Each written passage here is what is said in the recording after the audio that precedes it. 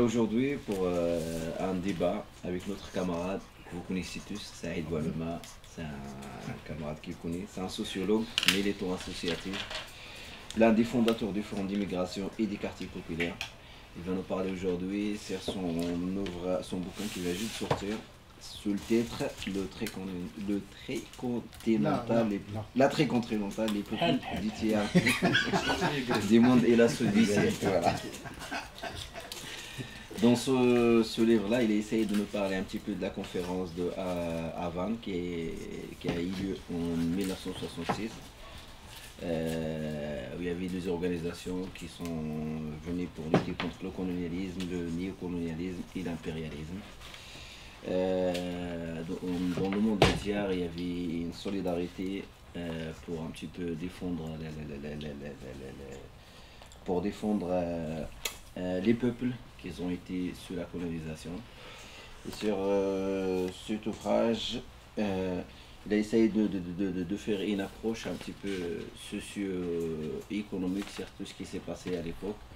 Et est-ce que ce mouvement aboutit à quelque chose? Est-ce qu'il y a des réponses à des grandes questions et problématiques qui ont été soulevées?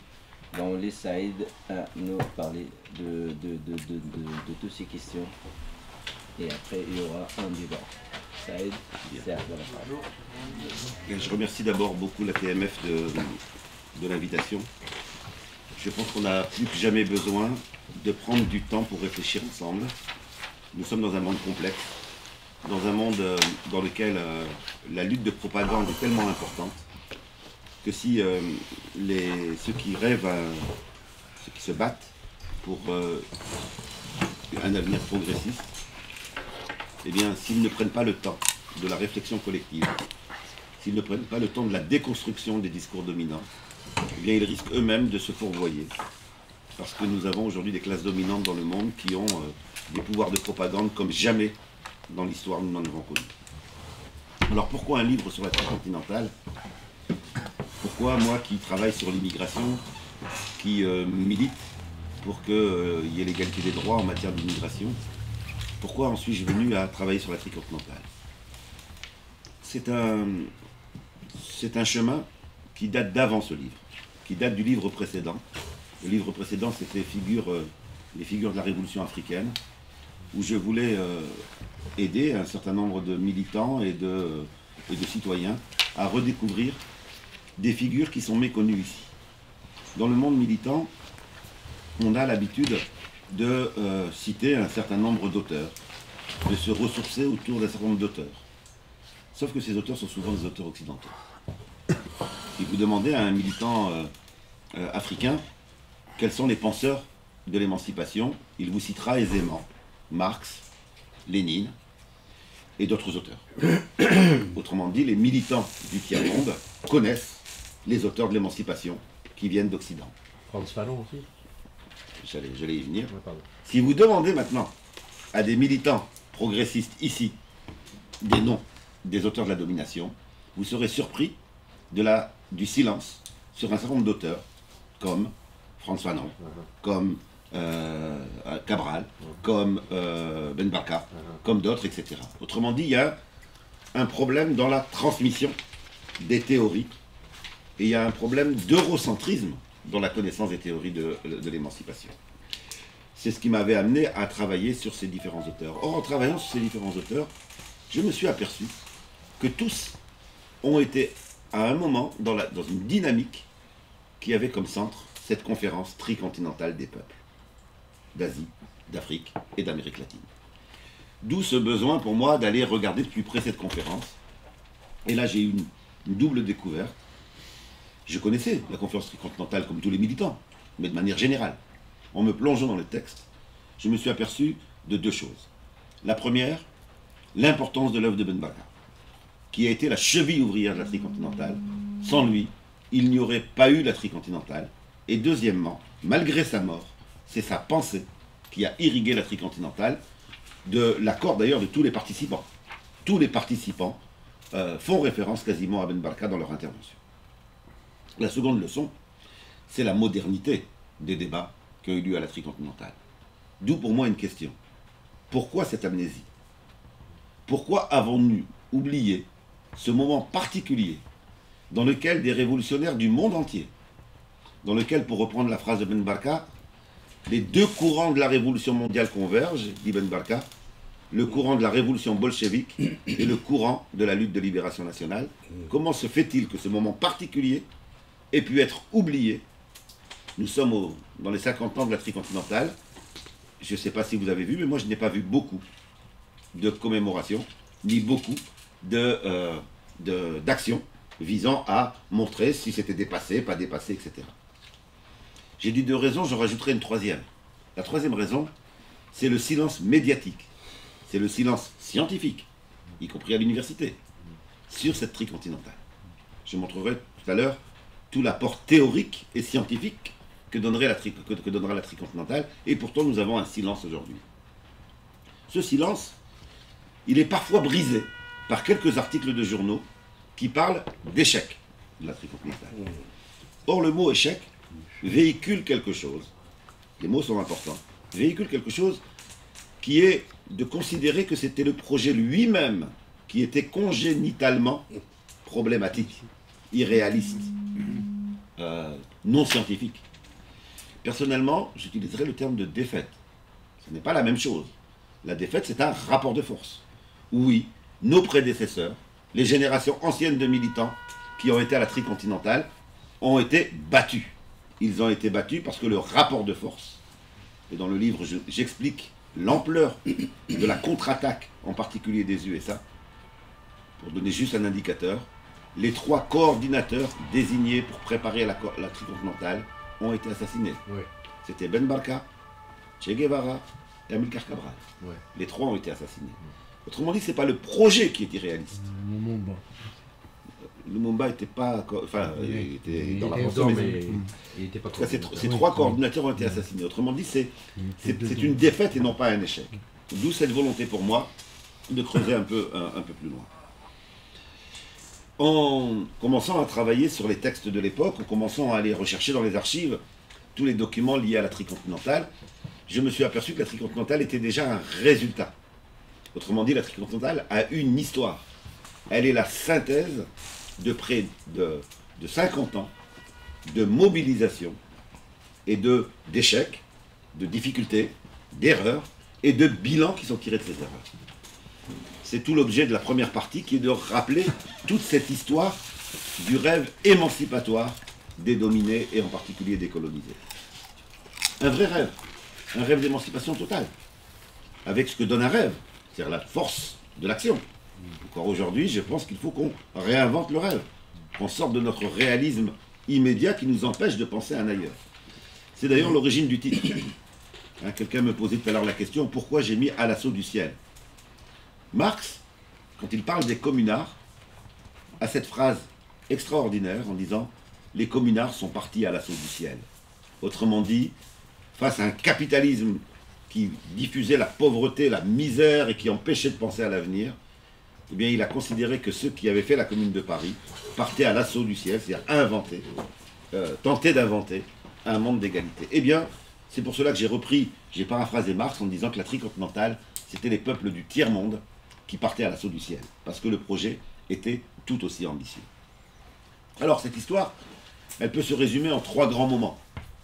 Le premier moment, c'est là aussi un autre élément de l'histoire qui est oublié, qui est le congrès anti-impérialiste de Bruxelles en 1927. 1927, à Bruxelles, à l'initiative, dans la foulée et dans la dynamique de la révolution bolchevique, a lieu un congrès dans lequel, pour la première fois, des militants de l'Occident, d'ici, invitent des camarades qui ne sont pas encore tous organisés, mais des camarades qui viennent des colonies. Le congrès de Bruxelles va être perçu, c'est tout le deuxième chapitre de l'ouvrage, va être perçu comme étant un catalyseur. On y retrouve tous ceux qui vont marquer le XXe siècle après. C'est-à-dire qu'on y retrouve tous ceux qui vont devenir des leaders des indépendances. Ils avaient 20 ans, ils avaient 18 ans, ils avaient 17 ans. Et au congrès de Bruxelles, ils se retrouvent. Vous avez Messali Hadj, vous avez Nehru, vous avez Sokarno, vous avez toute une série de... Bonsoir.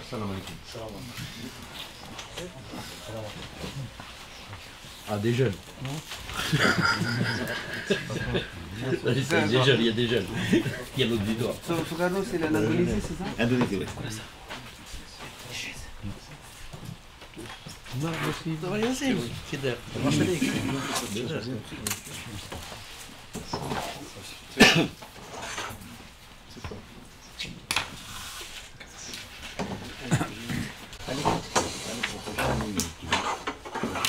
Ho Chi Minh n'était pas là, mais en fait il y avait un délégué qui était en lien avec Ho Chi Minh. Ho Chi Minh était dans la dynamique, mais il n'était pas là à Bruxelles proprement dit. Parce Qui c'est qui l'organise, ça, la conférence de Bruxelles? Alors, c'est Willy Musenberg, qui est un représentant de la Troisième Internationale. Donc c'est en lien avec le mouvement communiste international dans la dynamique de la révolution bolchevique. Oui, oui, oui. Un Allemand? Oui. Un Allemand peu connu d'ailleurs, trop peu connu, parce qu'il a joué une... Donc nous sommes en 1927. Du Congrès international anti-impérialiste de Bruxelles va naître la Ligue anti-impérialiste. Cette Ligue anti-impérialiste va avoir des sections partout. Et on va avoir à ce moment-là une véritable activité anti-impérialiste dans les pays d'Occident. C'est-à-dire qu'on va avoir le résultat du Congrès de Bruxelles, ça va être deux résultats. Un mouvement anti-impérialiste ici, qui va se traduire dans quoi? Ben, qui va se traduire dans le mouvement de soutien à Abdelkrim el-Khattabi, qui va se traduire dans le mouvement de soutien à l'indépendance de la Syrie, puisque au même moment, il y a les Syriens qui réclament l'indépendance. Autrement dit, on va avoir un moment de convergence forte entre l'anti-impérialisme ici, et en même temps, second résultat de Bruxelles, tous ces jeunes militants qui sont là vont fonder des organisations nationalistes, des organisations pour l'indépendance. Et donc le Congrès de Bruxelles va jouer une fonction de catalyseur. Manque de peau, nous sommes en 1927, quelques années plus tard, c'est le nazisme qui s'installe, et les préoccupations vont d'abord être anti-nazis, et donc on va avoir, non pas une disparition, mais on va avoir une autre question qui va prendre le devant de la scène. Et cela va expliquer ce décalage entre le Congrès de Bruxelles et Bandung, qui arrive en 1955. Ça n'est qu'en 1945, mais là on va retrouver les mêmes qui étaient là à Bruxelles, que le flambeau est repris, et que à ce moment-là, avec en plus l'expérience de la Seconde Guerre mondiale, les militants qui étaient à Bruxelles, eh bien, développent les luttes de libération nationale. Seconde étape, je vais très vite pour qu'on ait le temps de débattre, seconde étape, Bandung. Ce qui s'est passé après 1945, c'est trois grandes transformations. Après 1945, première grande transformation, les colonisés ont rompu avec le mythe de l'invincibilité de l'homme occidental. On a des témoignages de tirailleurs marocains, de tirailleurs sénégalais, de tirailleurs maliens qui disent « On a vu les Français pleurer ». C'est dire qu'avant, ils considéraient qu'un Français ne pleurait jamais. C'est-à-dire qu'on a vu un Français souffrir. Parce qu'avant, on pensait que le Français était tellement fort qu'il n'était... Et donc là, on a l'invincibilité du colonisateur qui est touché. Seconde transformation, les colonisés ont vu quoi? Ils ont vu des Occidentaux coloniser d'autres Occidentaux. Ils ont vu des Allemands coloniser des Français. Et ils ont vu un discours raciste d'Occidentaux vis-à-vis d'autres Occidentaux, disant la race aryenne par rapport aux autres, etc. Ça vient toucher de front toute l'intériorisation de la domination qui avait touché les peuples colonisés. C'est pour cela que ça s'accélère après 1945. C'est pour cela que le mouvement nationaliste prend vraiment après 1945. Et la troisième grande transformation, c'est les premières indépendances des pays d'Asie. Pourquoi y a-t-il eu ces premières indépendances? Pourquoi l'impérialisme a cédé? Eh bien, c'est dit tel quel par les dirigeants des pays impérialistes. En particulier en France, on a une théorie, vous verrez dans le livre, c'est détaillé, qui nous dit « Lâchez l'Asie pour garder l'Afrique ». Comme il y a une maturation du mouvement nationaliste partout, on ne peut pas se battre sur tous les fronts. Et il y a cette idée qu'en donnant l'indépendance aux pays asiatiques, on va être tranquille en Afrique. Et ça, eh bien, ça va être déçu par quoi? Ça va être déçu, c'est là qu'on voit la force des peuples, par la conscience anticolonialiste des pays d'Asie qui accèdent à l'indépendance, qui vont être à l'initiative de Bandung. Et Bandung, c'est quoi en 1955? Bandung, c'est des pays asiatiques qui invitent des pays africains indépendants pour dire, un, notre indépendance ne sera pas complète si elle ne va pas jusqu'à l'indépendance économique. Avoir un drapeau, c'est bien beau, mais si on n'est pas maître de notre économie, ça ne sert à rien. Et deux, nous ne serons libres que quand les autres pays africains seront libres. Autrement dit, la stratégie lâcher l'Asie pour garder l'Afrique échoue, parce que les pays asiatiques et les premiers pays africains indépendants, l'Égypte, etc., eh bien, restent solidaires et se déclarent solidaires des pays qui se battent pour leur indépendance. Nous en sommes là en 1955. Ça va créer une dynamique extraordinaire en Afrique, ça va accélérer l'exigence d'indépendance, mais très vite, on va être confronté à quelque chose de particulier, et c'est Ben Barka qui va lever cet obstacle, qui va être le conflit sino-soviétique. Le conflit sino-soviétique, voilà deux pays qui soutiennent les indépendances, mais chacun exigeant des indépendantistes de chacun des pays de choisir leur camp, avec y compris des guerres fratricides. Y compris, on crée des mouvements de libération pour s'opposer à d'autres mouvements de libération. La première fois où l'idée d'une conférence internationale, et en particulier tricontinentale, apparaît, c'est 5 ans avant celle qui se tient à La Havane. Et comment se fait-il qu'on a perdu 5 ans? Parce qu'à chaque fois, le conflit sino-soviétique empêchait cette tricontinentale d'arriver. Que va faire Ben Barka? Ben Barka, qui est donc désigné comme le responsable de l'organisation de la tricontinentale, va aller voir tous les mouvements de libération en leur disant, lors de nos prochaines réunions, à chaque fois qu'il y a le conflit soviétique qui vient sur le devant de la scène, il faut que nous mettions en avant nos morts, que nous mettions en avant nos peuples qui souffrent. Et c'est effectivement ce qui va être fait, et c'est ce qui va arracher la décision de tenir la conférence tricontinentale. Auparavant, la Chine et l'Union soviétique se battaient sur le lieu, par exemple, en disant « Ah oui, mais vous voulez le faire là, mais nous on n'est pas d'accord pour que ça soit là, etc. » Donc voilà, ça traînait, etc. C'est Ben Barka qui va mettre en avant l'aspect, en tant que matérialiste, un grand matérialiste, va mettre en avant l'aspect très concret, mettre en avant les peuples qui luttent et les souffrances de ces peuples. Ben Barka va être aussi celui qui va théoriser l'importance du passage de 2 continents à 3 continents. Puisque nous étions dans les conférences afro-asiatiques, et là il y a l'idée d'élargir à l'Amérique latine. Théoriquement, il nous dit que l'Amérique latine a eu son indépendance depuis un siècle, mais que les structures du capitalisme états-unien étaient des structures monopolistes, et que par conséquent, la dépendance de l'Amérique latine était une dépendance néocoloniale. Et il se pose la question de où en est l'Afrique. Et on est en 1962, 63, 64. Et Ben Barka dit, l'Afrique est dans cette transition. L'Europe est en train de devenir un capitalisme à structure monopoliste. Et par conséquent, je cite de tête, elle a besoin de son Amérique latine. Et l'Afrique sera l'Amérique latine de l'Europe. Il annonce à l'avance l'indépendance de l'Afrique quasi complète avec des structures de domination économique, des structures de le franc CFA, etc., et la dette, etc. Il annonce à l'avance le passage d'une forme de domination à une autre.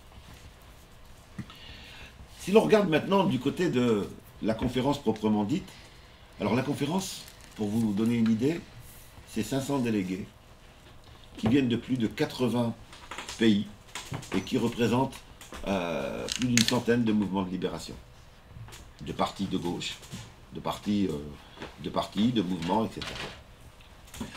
La tricontinentale, c'est quasiment toutes les forces agissantes contre le colonialisme, le néocolonialisme ou l'impérialisme qui se retrouvent ensemble et qui ont mis de côté leurs divergences. C'est inédit. On n'a jamais connu cela. On avait eu des réunions des pro-soviétiques, des réunions des pro-chinois, des réunions de ceux qui se définissaient comme musulmans, ça y avait eu tout ça. mais la réunion de toutes les forces anticoloniales, ça ne s'était jamais déroulé. Vous imaginez la réaction des pays occidentaux, et la réaction des États-Unis en particulier, et des journaux ici, donc je cite un certain nombre de journaux dans l'ouvrage, pour vous montrer comment cette tricontinentale était considérée comme le lieu maudit, comme le danger par excellence. La CIA dit que c'est les premiers grands dangers pour le système impérialiste mondial. Hein? C'est dire qu'on n'était pas sur un petit événement. Alors si on essaye maintenant de regarder les apports, le contenu des débats, alors il y a eu tellement de débats que c'est bien entendu impossible de restituer l'exhaustivité, donc je voudrais juste souligner les éléments qui sont d'une modernité encore aujourd'hui, ceux qui n'ont pas été dépassés par l'histoire, ceux qui nous enseignent encore, qui nous apprennent encore des choses. Premier grand apport de la tricontinentale, ce que j'ai appelé l'unité sans l'unicité. La force de la tricontinentale, c'est d'avoir réuni tous ceux qui se battaient contre le même ennemi, en mettant de côté les divergences qui pouvaient exister. On retrouve à la tricontinentale des gens qui se revendiquent de l'Union soviétique, d'autres qui se revendiquent de la Chine, d'autres qui se revendiquent de rien du tout, d'autres qui se revendiquent du nationalisme tout simplement, d'autres qui se revendiquent... On retrouve à la tricontinentale tous ceux qui se battent contre la domination impérialiste, indépendamment de l'étiquette. C'est la première fois que nous avons cela. Pour moi, ça, c'est une des grandes leçons. Dans l'immigration, par exemple, nous sommes loin aujourd'hui d'être en mesure de créer une unité sans unicité. Nous avons encore des querelles de virgule. Il y a une petite virgule de divergence, c'était tout de suite un ennemi, etc. Et bien entendu, ce qui passe à l'as, c'est l'ennemi commun qui est en face, qui lui est tranquille, tant que nous nous disputerons sur des virgules. Eh bien, la tricontinentale, ça va être ce moment-là, dans lequel, grâce à l'œuvre d'un certain nombre de dirigeants, eh bien, on va pouvoir réussir cette unité sans unicité. La seconde grand apport de la tricontinentale, seconde grande caractéristique encore d'actualité aujourd'hui, c'est que la tricontinentale pose la question de la non-hiérarchie des luttes. Dans les débats, il n'y a pas une lutte plus importante que les autres. La question du soutien à toutes les luttes d'émancipation est posée en disant il n'y a pas à hiérarchiser. Que à tel endroit, les peuples aient choisi la lutte armée, et à tel autre endroit, ils aient choisi la voie des urnes ou les manifestations pacifiques, il n'y a pas une lutte plus importante que les autres. Toutes les luttes contre qui affaiblissent l'impérialisme sont à soutenir. Mais ça n'a pas empêché la tricontinentale de poser, et vous aurez compris pourquoi je dis ça aujourd'hui, dans l'immigration, on a la même chose. Certains nous disent c'est les sans-papiers le plus important. D'autres vont nous dire c'est les crimes policiers les plus importants. Les troisièmes, ils nous disent mais non, le plus important c'est les réfugiés. Chacun va mettre en avant son agenda en disant c'est ça le plus important. La tricontinentale pose le principe non-hiérarchisation des luttes. Et elle ajoute en même temps, attention, il y a des questions brûlantes, qui sont des questions dans lesquelles il y a mort d'homme. Par exemple le Vietnam. Le Vietnam était engagé dans une lutte à mort, etc. Et donc, il y a eu un accord global pour dire, oui, toutes les luttes sont importantes, mais nous repérons, en fonction des moments de l'histoire, des luttes dans lesquelles il va y avoir, parce qu'il y a justement lutte armée, parce qu'il y a mort d'homme, parce qu'il y a affrontement direct, eh bien, un effort particulier à faire.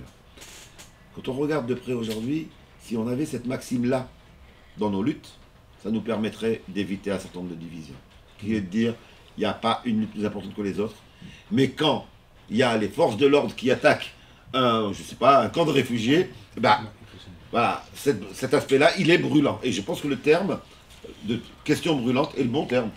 Une question brûlante, c'est une question qui à un moment donné brûle. Ce n'est pas une question qui est toujours la plus importante. À ce moment-là, elle est importante. Je pense que ça reste une grande actualité, ça reste un grand apport de la tricontinentale. Troisième caractéristique importante, la tricontinentale n'a pas donné la même place à chacun. Autrement dit, vous aviez les délégués d'Afrique, d'Asie et d'Amérique latine, c'était le titre de la tricontinentale, hein. Conférence des peuples d'Afrique, d'Asie et d'Amérique latine. Il y avait bien sûr, qui étaient invités, des militants des organisations, des associations de France, des États-Unis, etc. Antiracistes, anti-impérialistes, politiques, etc. Elles avaient un statut d'observateur. Elles avaient un statut d'observateur parce que, disaient les organisateurs des tricontinentales, trop souvent, ils parlent à la place des premiers concernés. Voilà. Ils disent aux premiers concernés ce qui est bon pour eux. C'est le filtre, quoi. Hein? Alors, la solution qu'a trouvée la tricontinentale, elle me semble encore d'une actualité brûlante, qui était de dire, parce que le débat existe en France aujourd'hui, hein, qui était de dire, ils sont invités. Il ne s'agit pas de se couper de nos frères, et de nos alliances, et de nos camarades, et de nos alliés. Il ne s'agit pas de se couper d'eux, ils sont invités. Ils ont le droit à la parole. Mais ils n'ont pas le droit de vote. Ils n'ont pas le droit de vote. Grosse question. Je pense que cette manière de poser la question nous aiderait beaucoup ici, puisqu'aujourd'hui on a les deux dérives. Des gens qui disent, tous ceux qui sont blancs, on ne parle pas avec eux. Certains disent ça, et d'autres vont dire, mais tout le monde a le même droit de parole, sauf qu'après, du coup, ça reste toujours les professionnels de la parole qui parlent, et les premiers concernés n'ont pas le droit à la parole. Je pense que la tricontinentale propose une solution qui est intelligente, et qui prend en compte cette réalité. Autre apport de la tricontinentale, le refus du dogme. C'est annoncé dès le début. Il n'y a pas de solution qui est valable partout. Il n'y a pas une recette qu'on peut appliquer partout.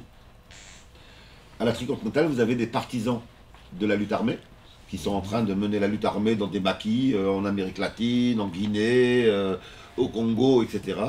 Et vous avez Allende qui, lui, dit on peut arriver à une solution progressiste par les urnes. La tricontinentale leur donne tout autant la parole à l'un ou à l'autre. Et théorise l'idée qu'il n'y a pas de dogme, que chacun des peuples doit faire son chemin.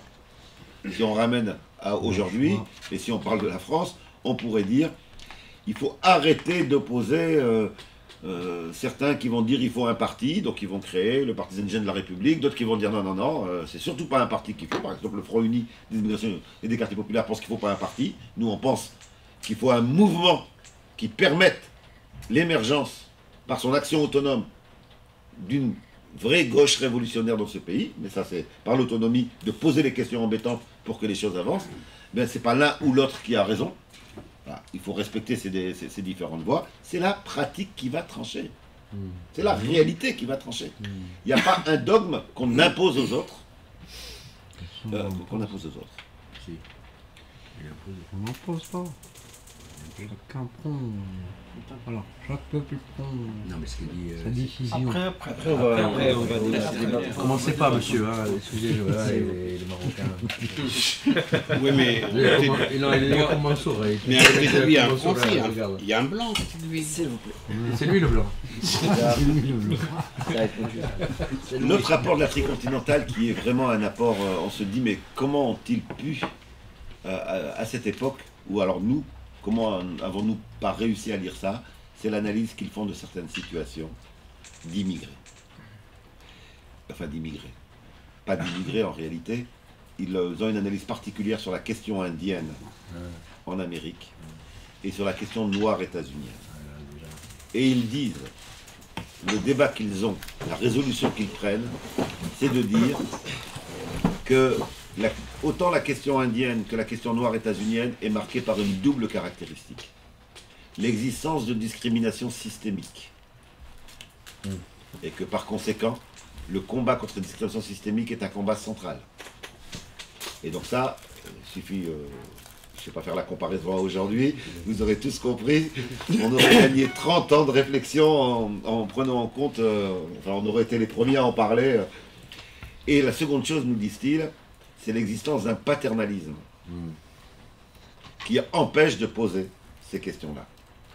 D'où d'ailleurs le choix que les Indiens, comme les Noirs états-uniens, puisque les Noirs états-uniens n'appartiennent pas à l'Amérique latine, avaient le droit de vote à la tricontinentale. On a fait une exception à la règle générale parce qu'on considérait qu'ils étaient dans une place particulière. Vous aurez compris que ça pose tout le débat depuis 10 ans maintenant. Hein, ce que certains ont appelé les indigènes de la République, ce que d'autres ont appelé la question postcoloniale, ce que d'autres ont appelé... C'est tout ça qui est déjà posé en 1966. C'est nous qui avons perdu du temps en ne nous ressourçant pas à cette époque, en n'ayant pas compris l'enjeu de ces débats de cette période.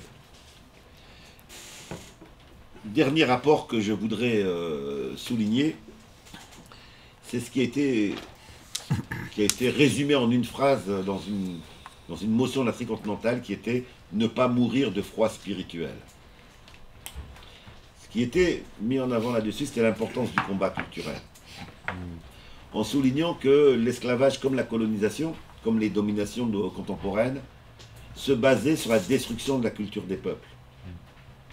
Et que s'il n'y avait pas réinvestissement de l'axe culturel, eh bien, on était faible pour passer à la contre-offensive. D'où tout un programme dans la tricontinentale sur la dimension culturelle comme axe de lutte, aussi importante que la lutte armée. C'est-à-dire qu'elle va dans le même sens. C'est pas l'un ou l'autre. Hein. C'est pas dire on va faire la lutte culturelle, on fait pas la lutte armée. C'était cette idée que c'était aussi important et qu'il n'y avait pas de peuple capable de s'émanciper s'il ne rompait pas avec la honte de soi, avec la dévalorisation de soi, avec la non-compréhension de la richesse de ses héritages. Et d'où cette idée qu'il fallait être extrêmement vigilant pour ne pas mourir de froid spirituel. Alors si l'on prend en compte cela, bien, essayons de nous poser maintenant la question de ce qu'a produit la tricontinentale. D'abord, contrairement à tous les discours, ils sont peu nombreux mais ils existent, qui nous parlent d'échec, la tricontinentale n'a pas été un échec. En termes d'action concrète, le mouvement de solidarité avec le Vietnam, qui a été un des mouvements les plus importants dans l'histoire de l'humanité, eh bien, n'aurait pas pu être possible sans la tricontinentale.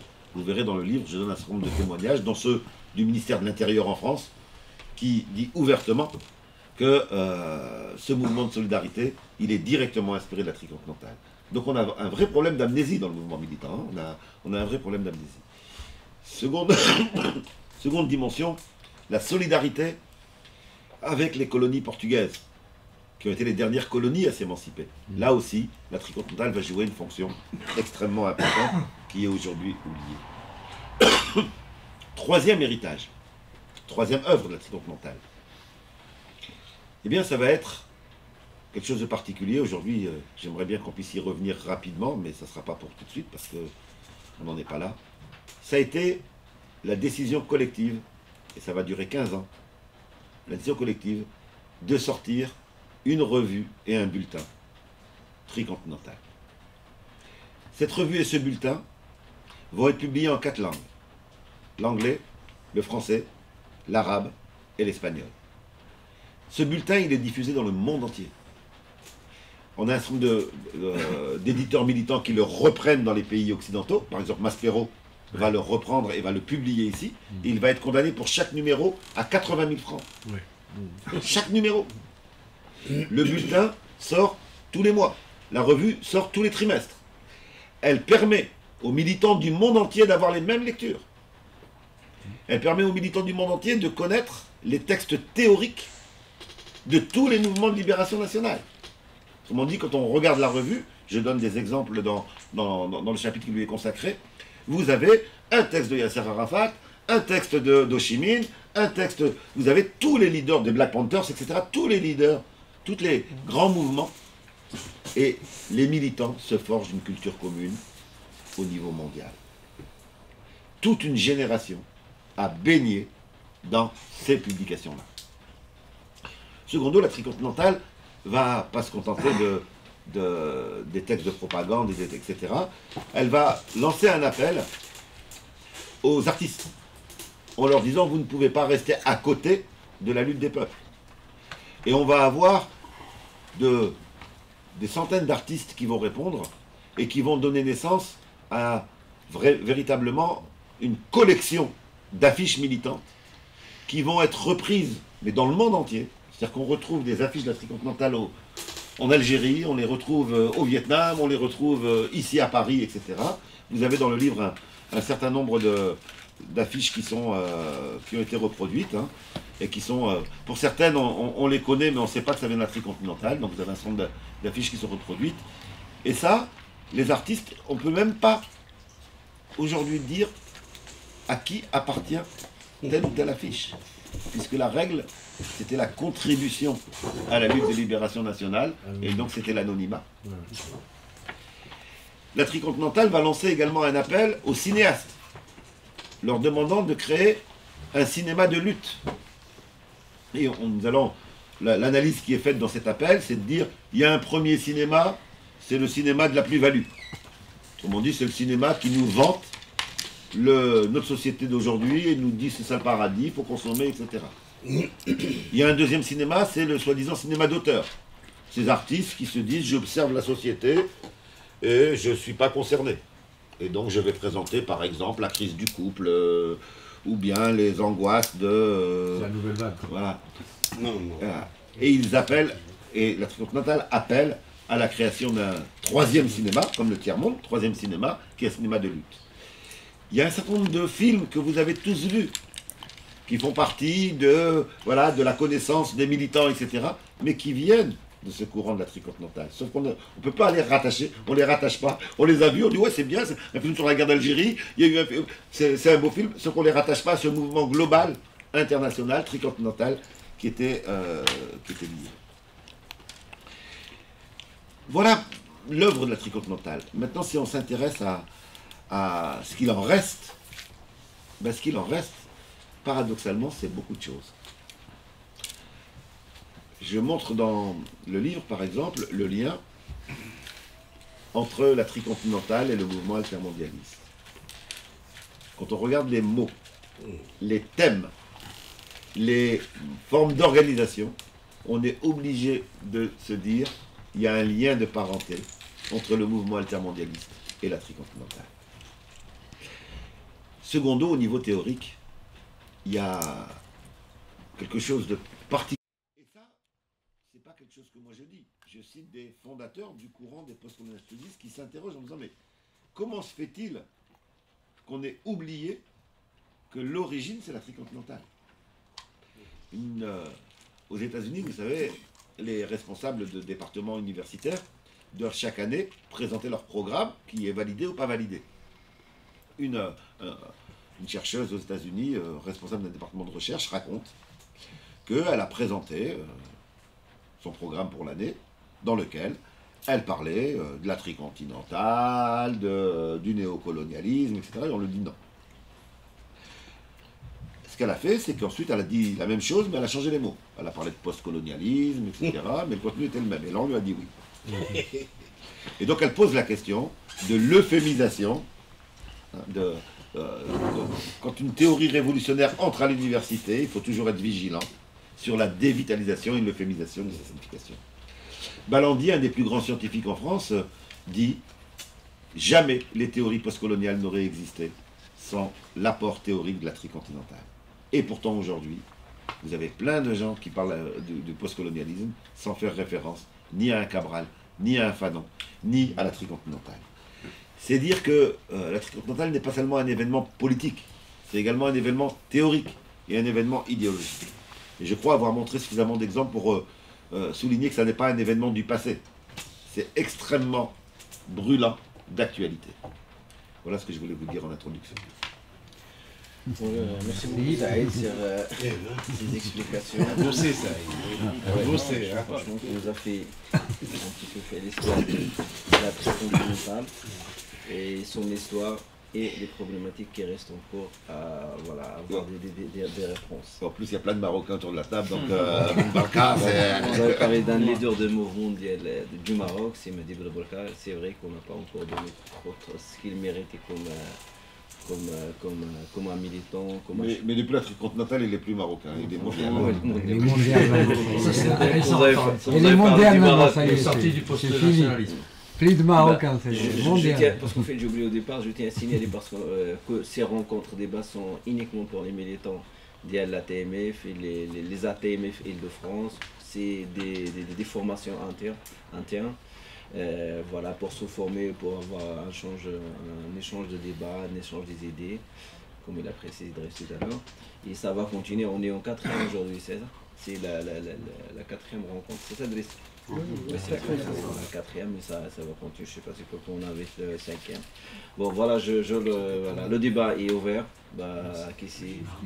Juste une question, pourquoi il n'y en a eu qu'une Coupe continentale, de ton point de vue?